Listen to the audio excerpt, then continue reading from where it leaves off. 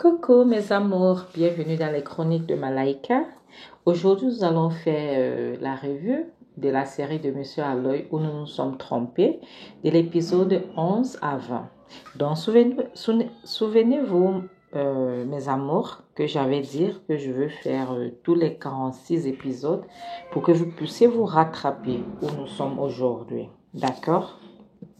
Donc, maintenant, nous allons commencer.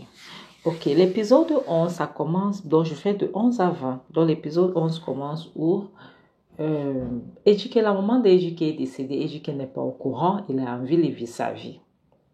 Vu que sa mère est partie au village et elle est décédée, il n'est pas encore au courant en ville.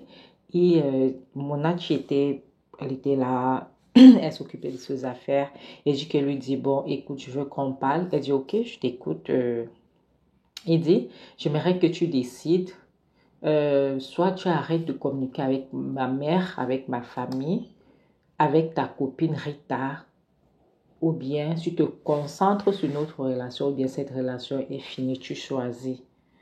Monachi dit, attends, je comprends pas, donc tu veux que j'arrête de communiquer avec ta mère, que j'arrête de communiquer avec ma copine. Il dit oui, sinon la relation finit, il dit oui. Et elle demande, et si je refuse?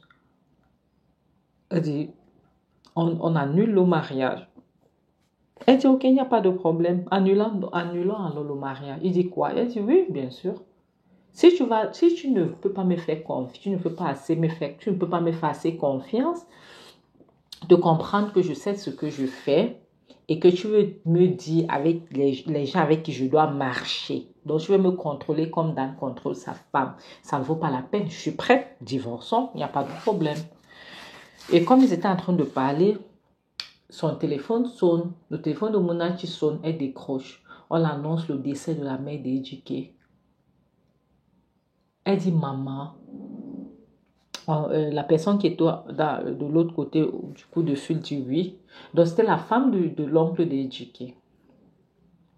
Après, Ejike, donc il attend sa mère. Il dit vraiment, cette femme, cette sorcière, elle ne peut pas nous laisser tranquille. Hein? On essaye de régler une situation qu'elle a laissée. Elle ne peut pas. Maintenant, c'est même quelle histoire ça? Dès qu'elle finit, elle ne dit rien. Elle le regarde. Il parle. Elle demande, tu as fini? Il dit oui. Elle dit, et puis il demande qu'est-ce qu'ils ont dit. Elle dit, ta maman est morte. Je pense que... Non, elle dit, ne te dérange pas. Elle ne va plus te déranger. Elle ne viendra plus pour te déranger. Il demande qu'est-ce que ça veut dire. Elle dit parce qu'elle est morte. Parce qu'elle est décédée. Je suppose que tu es contente maintenant. Tu es content maintenant. Donc tu vois comment il a eu la chair de poule. Du coup, il a fui. Donc il est parti au salon. Elle lui demande pourquoi tu fuis. Mais viens, célébrons. La sorcière est morte. Mais viens, nous devons célébrer. Tu voulais te débarrasser d'elle. Maintenant, elle est décédée. Tu fais semblant. Non. Attends, j'apporte à boire. Attends, nous allons célébrer. Nous allons célébrer. Il commence à dire, mais arrête, qu'est-ce que tu fais? Je viens de perdre ma mère. Elle dit, si tu ne fermes pas ta gueule, on ne va pas te dire. Tu viens de perdre quelle maman? Celle que tu as jetée dehors, celle que tu as retiré le pain, ou bien celle que tu as versé l'eau sur elle, ou bien celle que tu l'as fait manger dans la poubelle. Tu parles de quelle maman? De quelle maman parles-tu? Mais attends, célébrons. Donc, de là maintenant, après ça, Ejike commençait à réfléchir comment est-ce qu'il va faire pour aller au village. Il a peur. Souvenez-vous, mes amours, il a quitté le village, ça fait plus de 15 ans aujourd'hui, près de 20 ans. Mais il quitté le village, c'est un jeune homme, c'est un petit garçon. Maintenant, c'est un monsieur, c'est un milliardaire, un multimilliardaire. Maintenant, il appelle son ami, selon lui, son meilleur ami, Dan. Il dit, Dan, je sais pas, j'ai peur, je sais pas ce que je veux faire. Il dit, tu as peur de quoi? Mais tu es courageux, milliardaire. Tu es courageux, le milliardaire. Donc, courageux, c'est son nom. Courageous Billion. Il l'appelait comme ça en anglais, Courageous Billion. Ça veut dire courageux, le milliardaire. Tu es courageux, le milliardaire. Ça fait quoi? Mais tu les achètes, c'est les villageois. Ceux-là, ce sont les villageois. Tu les verses, tu les jettes l'argent par-ci, par-là. Ils vont même pas regarder, tu vois, ils vont même pas se souvenir de ce qui se passait. Maintenant, entre-temps, il faut qu'ils doivent aller au village pour voir par rapport au programme du deuil. Ils vont au village, tu vois. Maintenant, ils arrivent au village. Monachi, dès qu'on voit, la délégation arrive au village, dès qu'on voit Monachi et, euh, et la délégation, l'oncle d'Ejike, Mazi Fanny, il salue Monachi avec sa femme, ils étaient contents, tu vois, ils étaient contents de la voir. Maintenant, on lui demande que, mais quels sont ces gens avec qui tu es venu?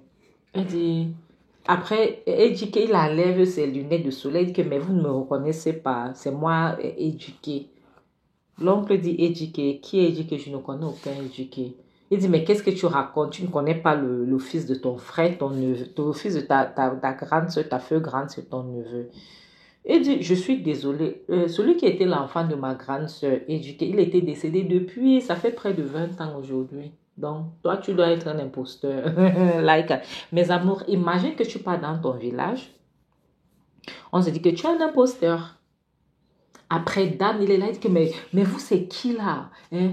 Vous voyez un milliardaire qui sort de la ville, il vient pour venir changer votre vie ici. Vous racontez n'importe quoi. Mon Dieu, Andy pouvait piquer une crise. Andy demande que Dan, c'est quoi ton problème? Ça, c'est une histoire de famille. De quoi est-ce que tu te mêles? Hein? Pourquoi est-ce que tu te mêles? Rita a sauté sur lui, mais c'est quoi ton problème? Tu es venu ici pour arranger ou bien pour gâter? Maintenant, il dit que, mais regardez-moi les pauvres comme... Et dit que, maintenant, c'est dit que, regardez-moi les pauvres comme ça. Hein, regardez, je viens ici pour changer votre vie. Hein. Je viens parler pour qu'on parle du deuil, comment je vais faire pour enterrer ma mère. Et tu me parles.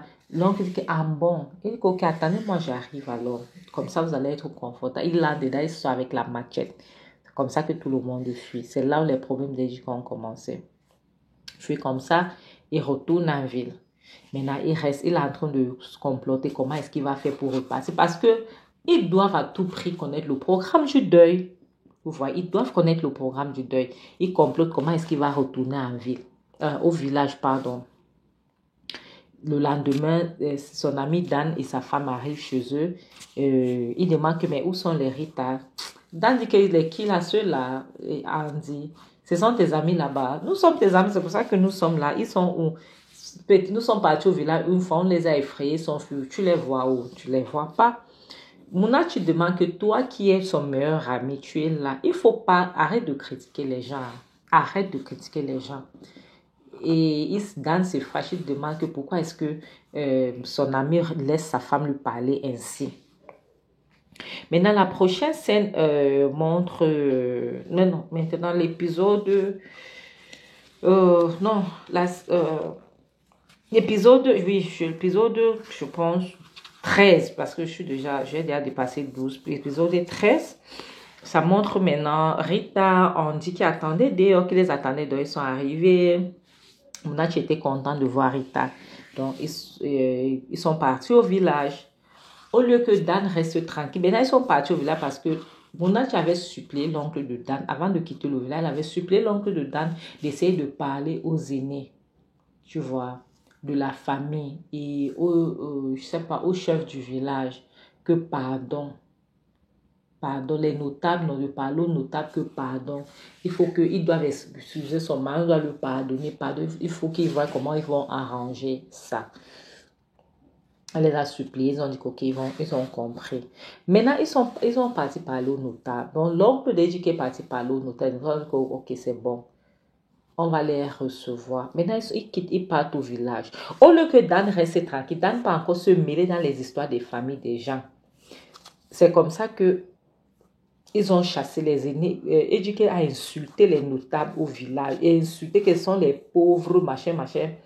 Qu'ils n'ont rien à foutre. C'est pour ça qu'il vient s'asseoir là pour demander, au lieu de venir directement dire ce qu'ils veulent. Ils veulent passer par tous les chemins. Comme ça que a tout gâché là-bas, on les a encore chassés. Ils sont retournés en ville. Lorsqu'ils retournent en ville alors, sa maman vient dans un cauchemar. Sa maman dit qu'un enfant qui a refusé que sa mère doit dormir, l'enfant là même ne va pas trouver le sommeil. Elle arrête un plat à main avec comme un gobelet fabriqué en noix de coco, je pense, si je ne me trompe pas. Elle arrête ça à main. Avec une cuillère, elle parle, elle parle, elle parle. Donc, elle fait les incantations là, elle parle. Et dans le cauchemar, elle dit qu'elle quittait, il descendait les escaliers de son salon, il quittait de la chambre, il descendait au salon, il a vu sa maman. Dès que sa maman parle, il a crié. Il s'est réveillé là, il était tellement effrayé, il s'est rendu compte que c'était un cauchemar. Il va au village dans le lendemain. Il dit à son oncle que je dois te parler, je dois te parler. Et je ne comprends pas. Pourquoi est-ce que les choses de maman sont toujours compliquées comme ça? Lorsque mon papa était décédé, il n'y avait pas de problème, tout allait bien. Maintenant, ma maman est décédée. Comme il y a des problèmes pour l'enterrer, c'est devenu un problème. Et je la vois dans tous les cauchemars. Son oncle dit que tu n'as pas encore, tu n'as rien vu. Tu vas souffrir, tu vas voir. N'est-ce pas, tu dis que tu veux faire la gueule?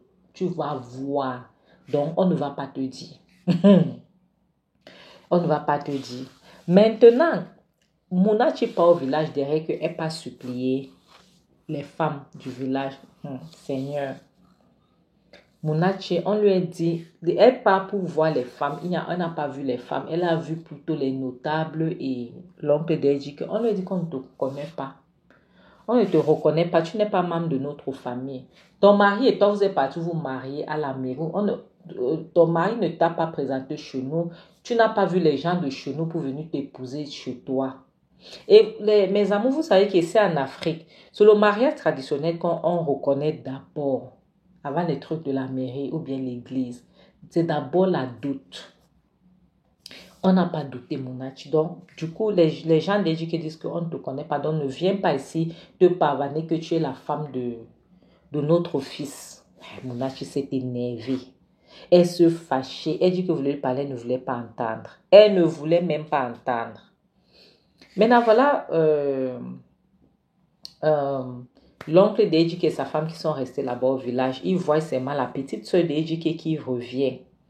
Après plus de 10 ans, elle revient au village avec une petite fille.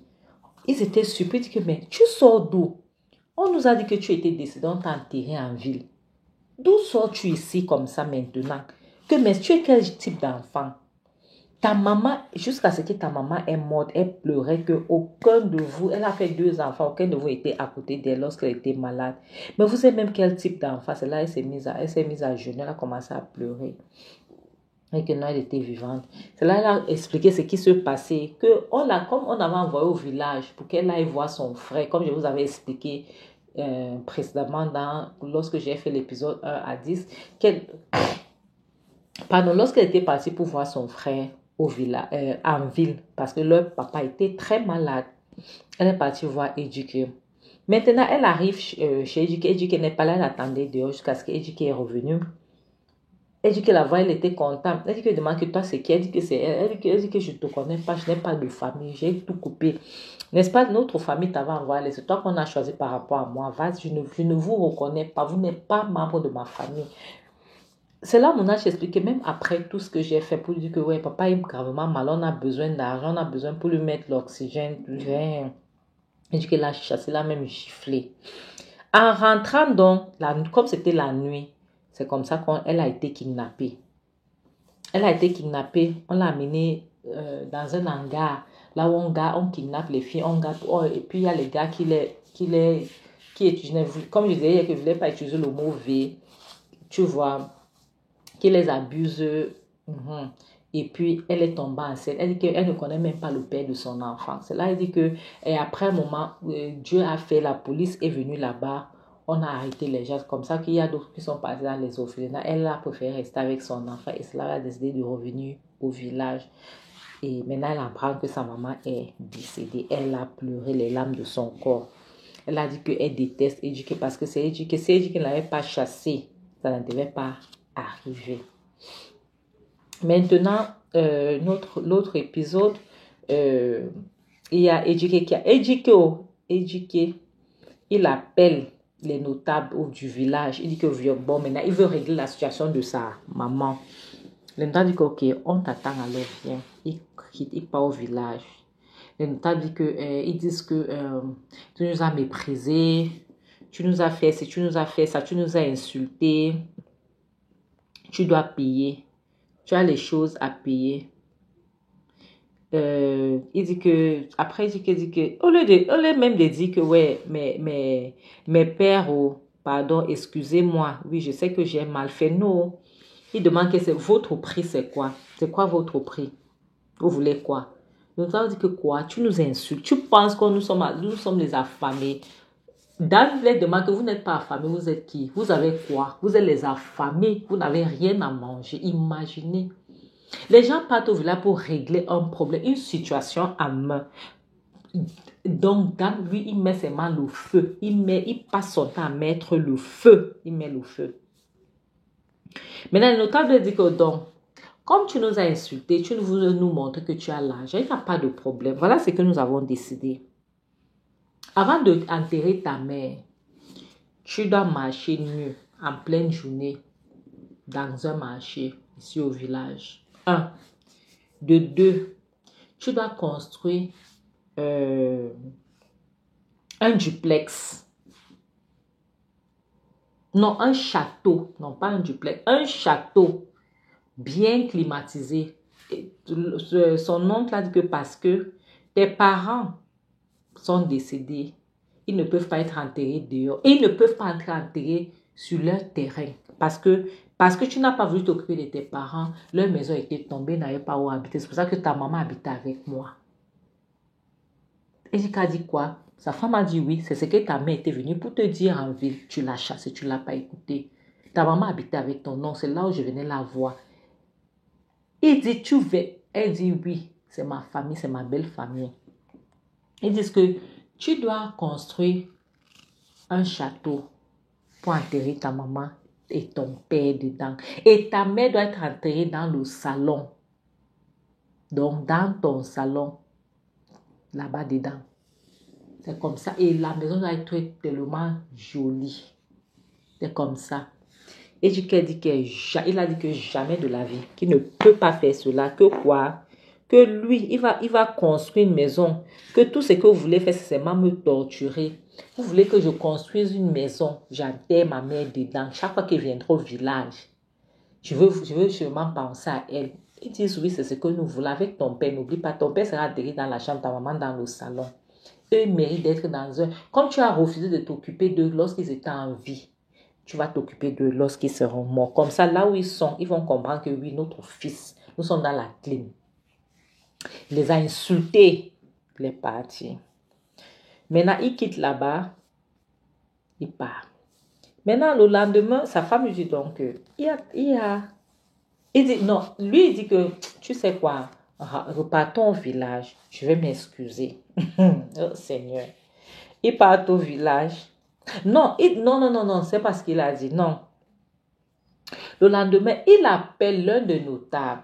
Son ami lui dit que tu sais quoi, il faut chercher à donner l'argent derrière chez un notable. Comme ça, il va prendre ton côté. Tu vois, non? Parmi eux, là, tu vois celui qui parlait beaucoup là, par celui qu'on écoute trop. Cherche à le voir. Comme ça, tu vas jongler. Comme ça, on va oublier l'histoire de la maison là. Tu donc. Il dit, ah oui, c'est pour ça que tu as raison. Comme ça qu'il appelle le notable. Et pas le retrouver. Le notable dit que oui, il n'y a pas de problème. Parce que Dan lui dit que tout le monde a un prix. Le notable dit qu'il n'y a pas de problème. Mais sache que nous sommes deux. Je dois chercher quelqu'un d'autre pour parler avec moi. Il dit que pas de problème. Donne-moi ton prix. Le notable dit 2 millions de naira.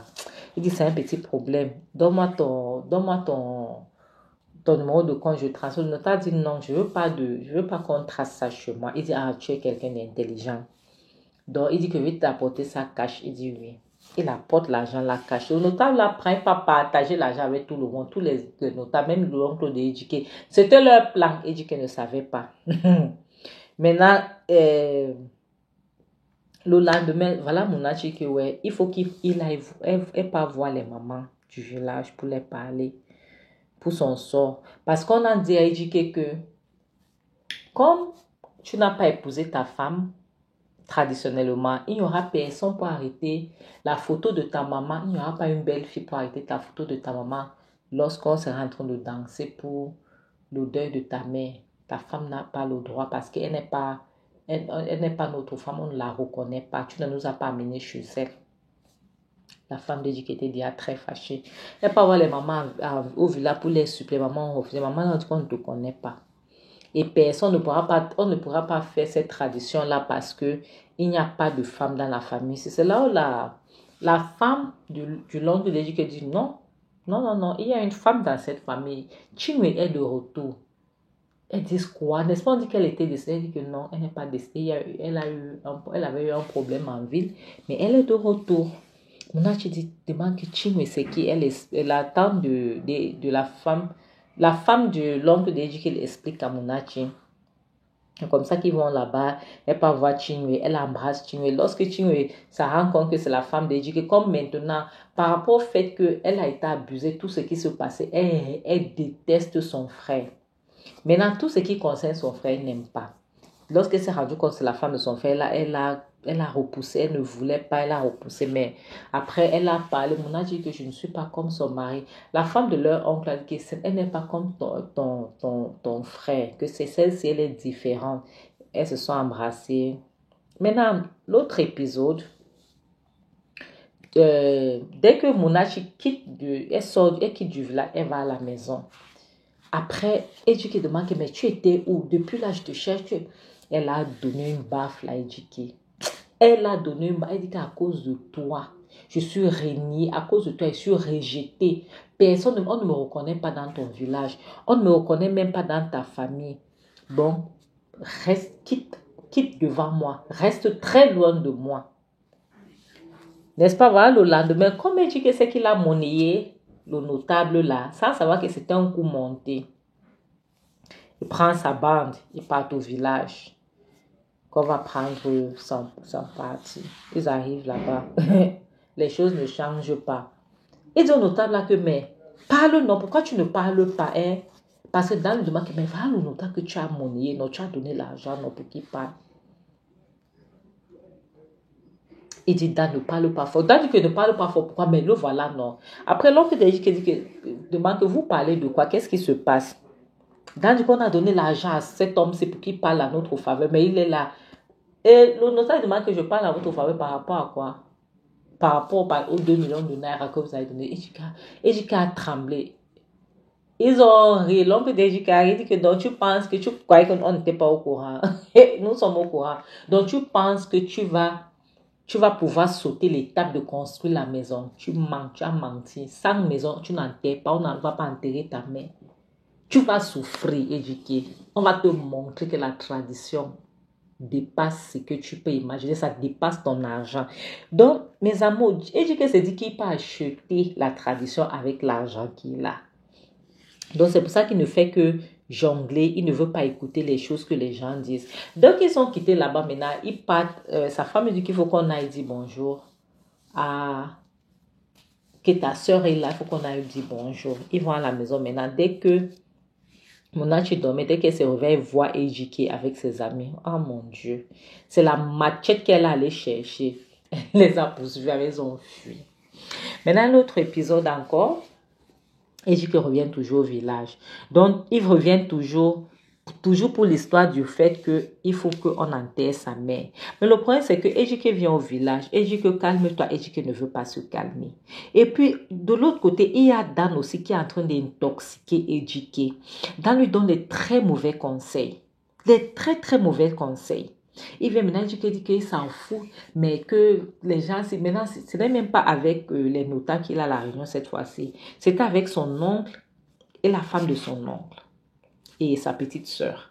Il dit que il faut qu'il dise ce qu'il doit faire pour qu'il enterre sa mère. Et on quitte sur ça. Son oncle lui dit qu'on t'a déjà dit ce que tu dois faire. On t'a déjà dit ce que tu es censé faire. Tu dois construire la maison. Tu dois faire des choses contre. Il demande son oncle, si c'est toi, tu peux marcher nu dans un marché. Et tu sais qui je suis. Je suis courageux, le milliardaire. Et tu connais les gens avec qui je traite business. Si on me voit en train de marcher nu, mais tu racontes quoi? Et puis Dan dit que, mais vous connaissez qui c'est? Andy demande à Dan que de quoi est-ce que tu te mets? Pourquoi est-ce que tu parles des choses qui ne te concernent pas? Les histoires des familles des gens, qu'est-ce qui ne va pas avec toi? Donc, Dan, je ne comprends pas le problème de Dan, sincèrement, je ne comprends pas. Dan a un sérieux problème, mes amours. Je ne comprends pas son problème. Dan, maintenant, il dit que, mais c'est quoi ça? Que c'est pour ça, Dieu merci que lui, il est orphelin parce que si c'est si, où il est là, parce qu'il dit que se plaignait qu'il voit sa maman dans ses rêves et ce n'est pas bien fait les cauchemars. Et Dan dit que ça, c'est les conneries, que c'est lui où il est là. Si un jour, une femme se pointe devant lui, que c'est moi, ta mère, il va la poignarder, il va mettre le couteau dans elle. Tu me dis que tu as dit quoi? Il dit oui, même ta maman là, si elle la voit un jour dans mes cauchemars, je mets le couteau dans elle. Mon Dieu. Tu es parti chercher, elle est partie chercher une bouteille cassée. La bouteille, les bouteilles cassées, les poursuivent avec ils ont fui. C'est Monachi qui est tombé. Il dit que, qui est le mari de Monachi, lui, il avait disparu dans la nature. C'est Andy qui est venu aider Monachi encore. Elle était donc, Chingwe, elle était vraiment fâchée, elle était enragée. Un autre jour, maintenant, elle dit que maintenant, lui, il revient au village pour confronter, donc pour faire une confrontation avec Chingwe. Il demande Chingwe, toi qui es ici, donc la pauvreté, tu incarnes la pauvreté. Tu es là, tu fais la gueule. Toi, tu es qui? Tu n'as rien, tu n'es rien. Tu es rien, donc. Tu n'as pas l'argent, mais tu es là, tu parles, on parle du cadavre de ta mère, tu parles, tu peux faire quoi? Tu me dis que je suis rien, mais essaye, on ne va pas te dire, tu vas voir. Je vais te traiter, essaye seulement. Maintenant, une autre fois, il dit que maintenant, il appelle sa femme, il dit à sa femme que tu sais quoi, je ne veux plus qu'on bagarre, ok? Allons au village, va aller arranger la situation avec les villageois. Sa femme était contente. Et il marche toujours avec sa bande d'amis, avec tous les quatre qui vont au village. Non, les cinq. Oui, il y avait Andy, Dan, Chioma qui est la femme de Dan, Rita qui est la copine de Munachi et Ejike, donc ils étaient assis. Ils arrivent au village. Ejike, au lieu de parler ce qu'il a dit, il commence à dire que je suis venu ici pour vous dire que je veux le cadavre de ma mère, je vais aller enterrer au village. Munachi lui demande que mais ce n'est pas ce qu'on s'était dit. Il dit oui, c'est pas ce qu'on s'était dit, mais je suis venu, j'ai changé d'avis. Dan lui dit oui, voilà mon gars. Tu m'as dit que oui, tu es un vrai homme, c'est bien ça. Ah, tu es un homme, c'est comme ça qu'un homme doit se comporter. Tout le monde était étonné que mais qu'est-ce qui ne va pas, qu'est-ce qui t'arrive, c'est quoi ton problème? Il dit oui, que lui il est venu, il veut qu'on lui remette le corps de sa mère, il va l'enterrer en ville. Son ami lui demande que, Andy lui demande que, et dit attends, s'il te plaît, excuse-moi un peu. Les gens prennent les cadavres de la ville pour le village. Toi, tu veux prendre le cadavre du village pour la ville pour aller enterrer. Il dit oui, c'est ce qu'il veut faire, qu'il va enterrer sa mère. Tout ça pourquoi? Parce qu'il ne veut pas faire les choses que les villageois lui demandent de faire. Il ne veut pas le faire. Son oncle dit que, tu as dépassé les bornes. Il dit que, dis donc, fichez-moi le camp. Et puis, il y a le notable qui avait donné les 2 millions là. Il insulte le notable là. Après, il dit que, regarde-moi les va-nu-pieds comme ça, les vauriens. C'est pour ça qu'à chaque fois, dès que j'appelle, vous décrochez. Vous décrochez parce que vous n'avez rien à faire. Vous êtes les riens, donc vous ne pouvez rien. C'est là où il y a l'un des notables a dit que tout ce qui, Mazi Fanny, tout ce qui concerne ta famille, je ne suis plus là. C'est fini comme ça. Que c'est là où l'oncle dit que tu veux le cadavre de ta mère, il n'y a pas de problème. On va te remettre le corps de ta mère pour que tu t'en charges. Il n'y a pas de problème. Il dit que mais voilà, c'est ce que vous étiez censé faire depuis. Vous étiez censé faire ça depuis. C'est comme ça que les notables sont fâchés, sont partis, dit que lui aussi il est rentré chez lui. Et sa femme était assise. Dès qu'elle est rentrée, elle ne pouvait même pas dormir. Elle était en train de réfléchir qu'est-ce qui ne va pas avec son mari parce qu'elle ne comprenait pas. Et il a vu que sa femme était dérangée. Maintenant, il revient, il essaie de la consoler. Il demande que sa femme dit que ça ne va pas dans ta tête. Mais laisse-moi te dire une chose. Comme tu penses que tu es plus têtu que tout le monde, je vais t'expliquer quelque chose. Le corps de ta mère sera enterré au village. Tu ne vas rien faire. Tu ne vas pas rentrer avec son corps dans la vie parce que ça ne se fait pas. Je ne vais pas te laisser faire cela. Elle dit que oui, le corps de ma belle-mère va rester et tu vas faire tout ce qu'on te demande. Elle dit qu'elle demande que donc tu veux que ton mari marche nu. Elle dit que tu vas marcher nu parce que tu as cherché. Je te dis de laisser les notables tranquilles, tu les insulter, tu vas sauf que faire tout ce qu'on te demande. Donc mes amours, c'est ici qu'on va arrêter, ok, pour aujourd'hui. Nous allons arrêter ici. S'il vous plaît, n'oubliez pas de vous abonner. Mes amours, je vous en supplie. Ouais, ayez pitié de moi, non. Vous regardez, vous partez. Si vous aimez tout le monde, abonnez-vous quand même. N'oubliez pas de vous abonner, n'oubliez pas de liker, de commenter et de partager. Et n'oubliez pas aussi d'activer la cloche de notification, comme ça, à chaque fois que je vais poster, vous serez notifié. Donc, dans ce cas, je devrais vous dire bisous et bye. À très bientôt. Mouah.